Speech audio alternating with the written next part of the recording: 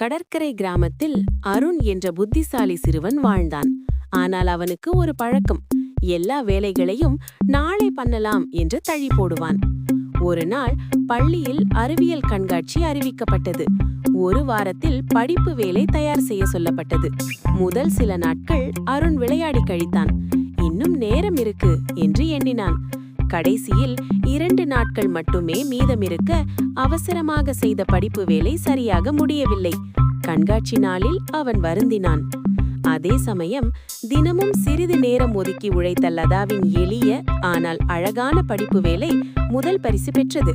ஆசிரியர் மெதுவாக சொன்னார், திறமை மட்டும் போதாது, ஒழுக்கமும் நேரத்தை மதிப்பதும் அவசியம். அந்த நாளிலிருந்து அருண் வேலைகளை தள்ளி போடாமல் செய்து வெற்றி பெற ஆரம்பித்தான். நீதி: காலத்தை மதிப்பவன் வாழ்க்கையை வெல்லுவான். சரி, ஒரு தகவல் சொல்லவா? நிறைய காய்கறிகள் சாப்பிடுங்க, ஆரோக்கியமா இருங்க. Black Mask 5.1க்கு சப்ஸ்கிரைப் பண்ணிடுங்க. நான் விளையாட போறேன். Bye.